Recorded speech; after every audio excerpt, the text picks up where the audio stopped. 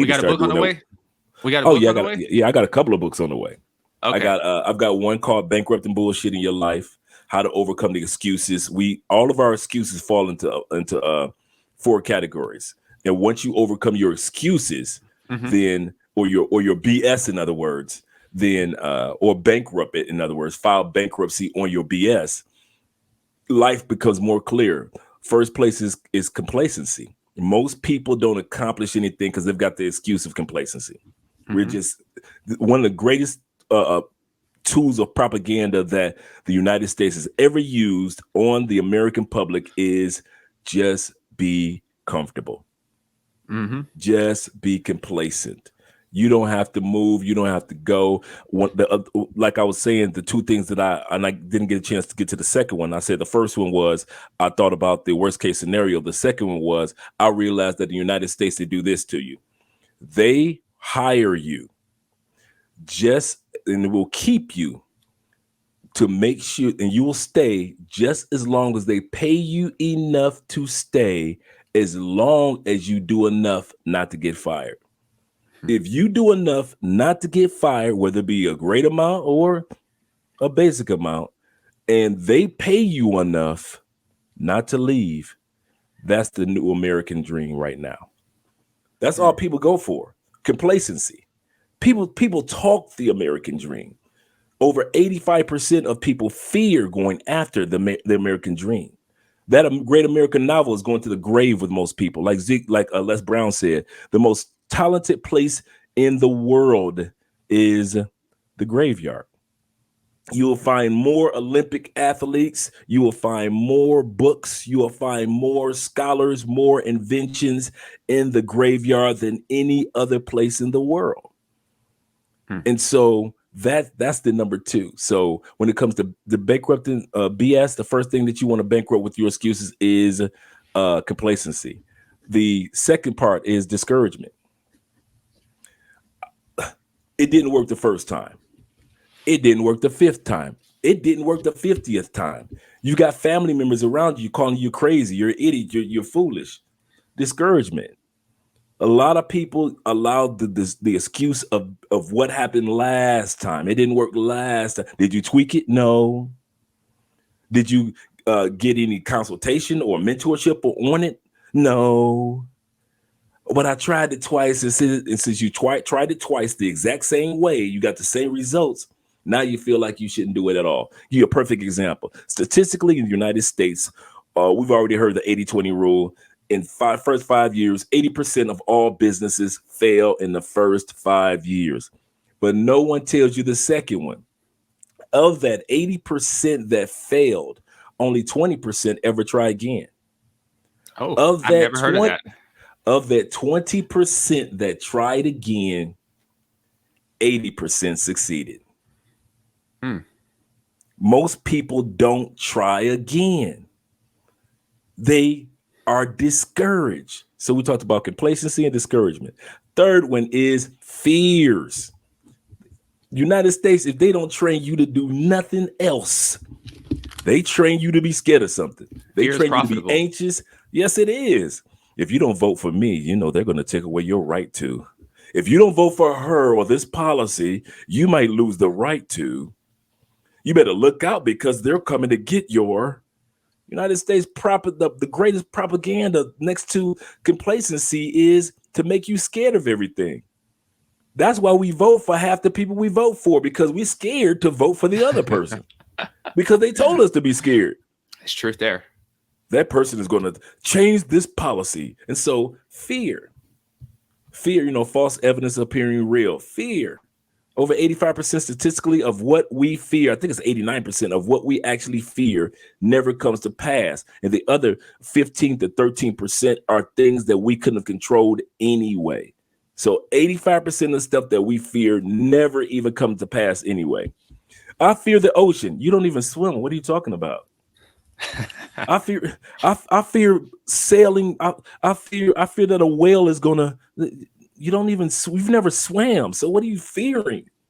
So a lot of things that we fear in regards to our goals. The word fear also means to be anxious. It also means to be worried or concerned. Some things that we're anxious about or have anxiety over never even come to pass anyway. And so people that don't have anxiety about it, they're the ones that succeed. And I give you a perfect example of a person that does not allow anxiety or fear to stop them, and they're not the best at anything. Puffy. Puffy is, if you sit back, you think about the best music producers of all time, you don't put Puffy in your top 10 list. He's not the best. When you put in your best actors of all time, you don't put Puffy in there. You don't put Puffy as your best actor or rapper of all time. He's not even your top 50 list. But because he doesn't allow, and even your top entrepreneurs of all time, you're not sitting back thinking, well, the top entrepreneurs, Puffy's got to be in the top 10. You don't think about that.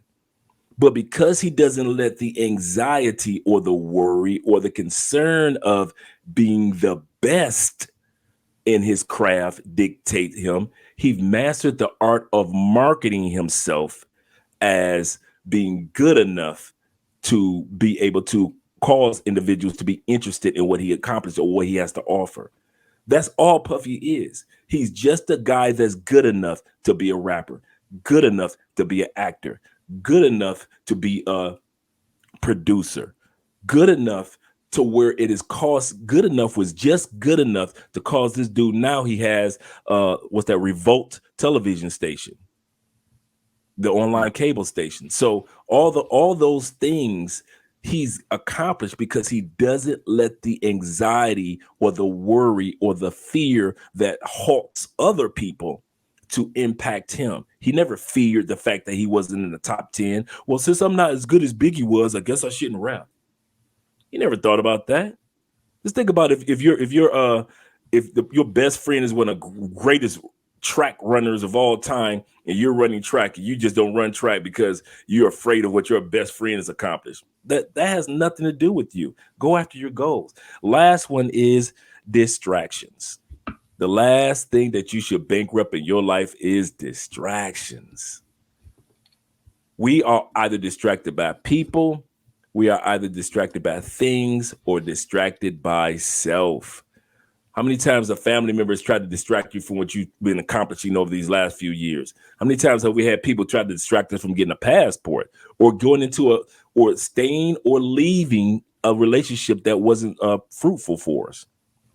We always distract each other. Also, one of the distractions are good things. Some of the best things could be a distraction. In business, you always get people coming to you with new opportunities, the shiny things, the flicker lights. They call it squirrel world because you're chasing squirrels and you're not accomplishing anything because you're so easily distracted. Let me go into marketing. Let me go into YouTube. Let me go into, you're not accomplishing anything. Mm-hmm. Even though it's kind of good because the quote goes like this: Jack of all trades, master of none is always better than a master of one. So I can understand that, even though you're jack of all trades, master of none, but it's always better than the master of one. And so that's good. But at the end of the day, you can't allow everything to distract you. So a lot of times when I get offers and Andre, people say, I want to, could we do sponsorship on your channel? Can we do this? Can we do that? If it's not parallel to what we're trying to accomplish, and even though the money would be great, mm-hmm. We turn it down because all it will do is just cause our audience to say, what are you doing? This is a travel channel. Why you got a toothpaste commercial?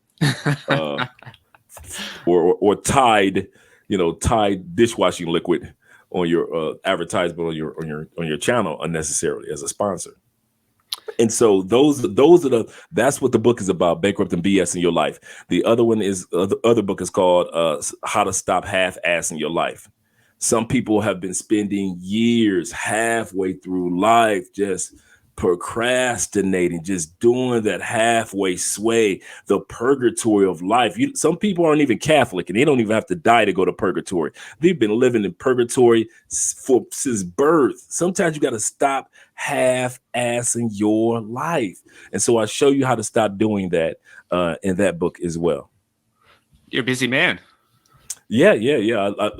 I enjoy it, man. And all this I'm like Mhm. you, all this what we were talking about earlier, guys like us, we have all this creative energy Mhm.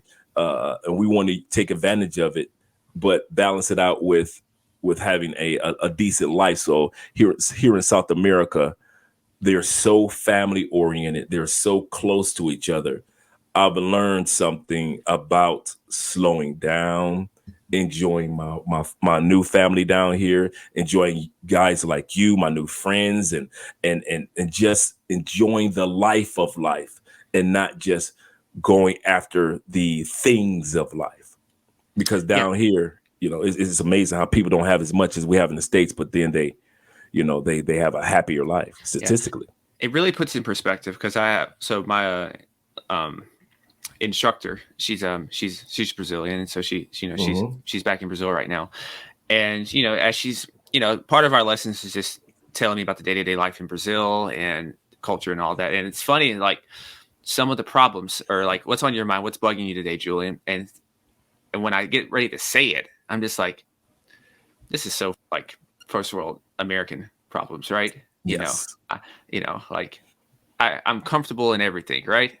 What am I really complaining about? And so there's perspective there. And so, that's a great transition point to talk a little bit about Colombia. And as I mentioned at the beginning, one of the first ways I discovered you was that you were talking about travel, but you were talking about it from a perspective that I think more people should look at it from, as a way of just enhancing life and not just chasing women, which is fine. Correct. There's nothing wrong with that. But I love that because you mentioned real estate, you mentioned investments, and you mentioned just the overall.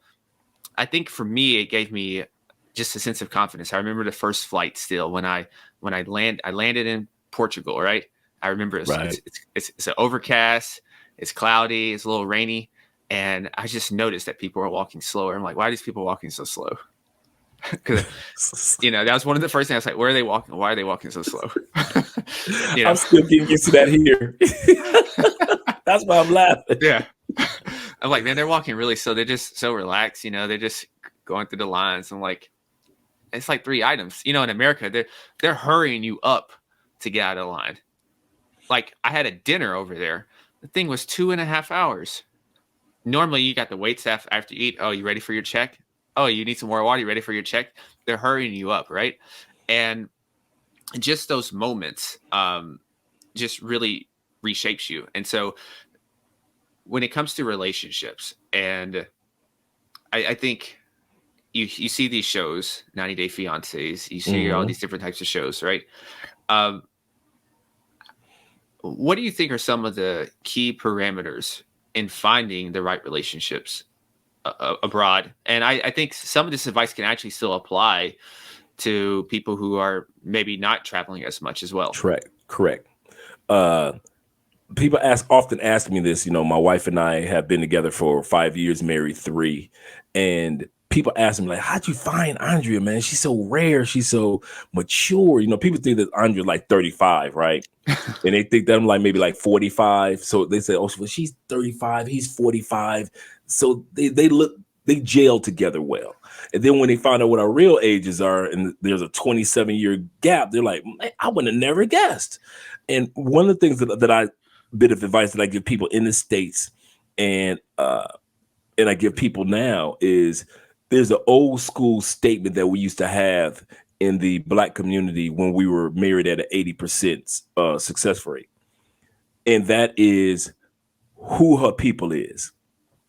In the South, when we were still migrating up north in the 50s and 60s, you will always ask, well, who her people is, who his people is.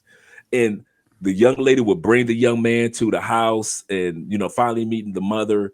And the mother would be like, well, baby, who your people is?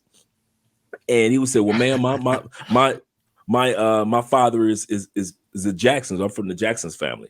And Jackson's on the east side or west side of the town. And well, we're from the east side. Okay. Mother would fix a meal for him and converse and so forth. And the young lady will make sure that that he left safely and went back to his family. As soon as the door closed, the mother would say, "Don't bring that boy back here again. He's a nice young man. I believe he's a nice young man, but them Jacksons ain't right. Them Jacksons. So I apply, and a lot of people in the millennials don't know anything about who her people is. They haven't heard that before. I'm laughing. I'm laughing a little bit real quick, just because before my father passed a few years ago, and we used to have a lot of these talks, like Taco Tuesday, because I moved back here predominantly to help caretake, and so I get the backstory of how you and my mom met, because my dad was from the inner city, my mom's from the country, and and so it was like a vetting process, pretty much, right? He had to go meet, because my mom, her father was he's a minister, right? And so my dad mentioned, he's like, the first time I dressed up a little bit, and I was like, I had to be like shaven, because I was like, he's like a minister and all this stuff, and I was like, that's an intense vetting process. You don't really hear that anymore, right? And then he gave the pass. He said, "Oh, I like him. There's something about him." Even if he didn't have much at that moment, he could see that character and those values. Correct. He's like, I like him. Correct. I went through the same thing here with Andrea's dad. Andrea's dad is only a few years older than me. You'd have thought he was like 60 years older than me. I mean, he was sitting there like a mobster. Okay. Literally like this. Sitting back in his seat. Now we're like this, right? Yeah. And he was like, first thing he said, well, there's only one God, right? And I was like, yeah. And so we started talking about religion. And at that time period, my Spanish is choppy. And it's still kind of choppy, but it was choppy. So Andre was there translating as well. So we got dad, we got mom, we got her brother, and we got grandma. Oh, so we got the clan. So right there, right? The power brokers. And so we just started talking about different topics and subjects and so forth. And it's kind of funny, as I was interviewing them, they were interviewing me, because I knew what type of family I wanted my future, because I don't have any children, my future children to come from. I knew what type of behavior that I was, as far as a group, as a unit, that I was looking to my family to come from. So, okay, are everybody in this family employed or on a business? Okay, check. And Andre's family, the only person that's not working is the grandparents, the retirees, and the kids. So everybody else on a working day outside of this holiday, they're working. Okay, so we got a working family. Do they own anything? Okay, Andrea's family owns this, they own that, they own farmland, they own this. Okay, check. They know entrepreneurship and ownership of property. Okay, cool. Okay, how long have they been employed? Okay, dad's been 30 years on this one. Mom's been in financial management this long. Okay, cool. Bam, check. So all of them not only checked the external factors, then with the behavior factors. How are they as a unit? And Andre's family is like ultra sensitive. Like they all together will cry over a movie. Like you watch, like last night, I'm in here doing editing. Andre's in there sniffing because she's watching I forget about the movie about the dog that's a golden retriever, Milo and me or something like that. It's a dog. It's a dog movie about a guy that owns a dog, and then the relationship between man and dog type of movies. One of those cute little Disney type movies. She's in there crying. It's because her dog that they have is a golden retriever at home, and so it just reminds her of her. Dad will cry. Everybody is ultra sensitive to, or has a ultra emotional intelligence. Colombia ranks number 5 in the world for emotional intelligence. Really? And yeah, ranks number 5 in the world for emotional. Very, very. Ecuador is number 2. There's a place in Philippines is number 1. I wouldn't have guessed that one, but I forgot number 4 and 5. Yeah, for emotional intelligence. Pretty sure the U.S. is probably lower on the list, much lower. Oh, yeah, there's a lot of stuff about U.S. that's low on the list that people don't know about. We were just talking about medical the other day, and U.S. is lower on that. I wrote that. Colombia ranks at number 22, and Canada is number 30 for medical, and U.S. is number 37 in the world. Colombia ranks number 5 as far as places in the world to retire, and number 4 in the world for the cleanest drinking water. That's an underrated one, actually, that people don't think about. Yeah. Oh, yeah. It's like here in South America, GMOs are illegal. Pesticides are illegal and GMOs are illegal. You're not going to mess. You have to realize Colombia and Brazil and most of South America is connected to the rainforest. Mm-hmm. You're not going to spread that stuff into the water and have it spread into the rainforest. So planes flying over with pesticides and all that. I mean, they're so sensitive here and so emotionally intelligent to nature that the trees have license plates. The The tree trees. around, yeah, because the trees have roots, and some trees have roots, as we well know. Mm-hmm. Some trees have roots up to 6 or 7 blocks. So before, and they've already mapped out all the trees and even new growing trees.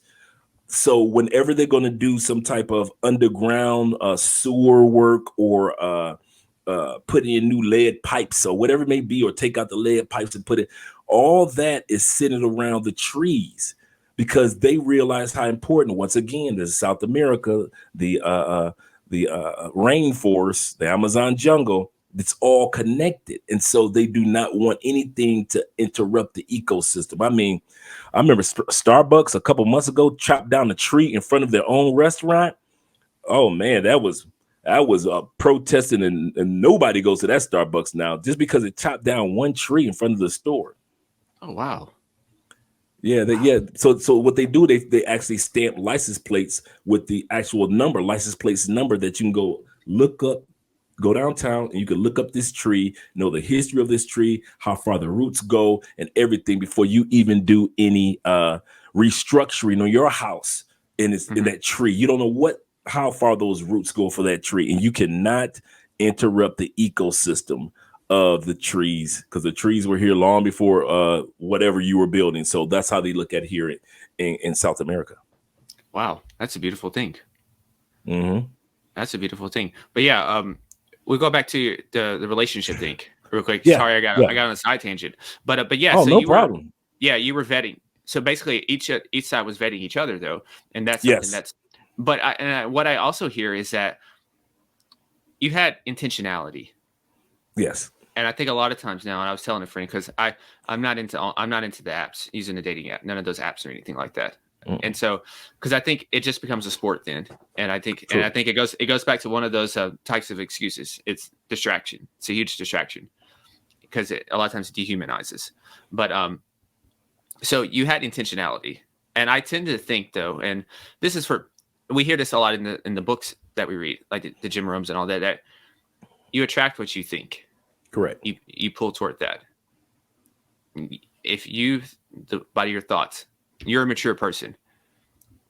If you met someone that's crazy, they're probably going to be repelled eventually at some point early Absolutely in the correct. process because you don't give into that type of energy.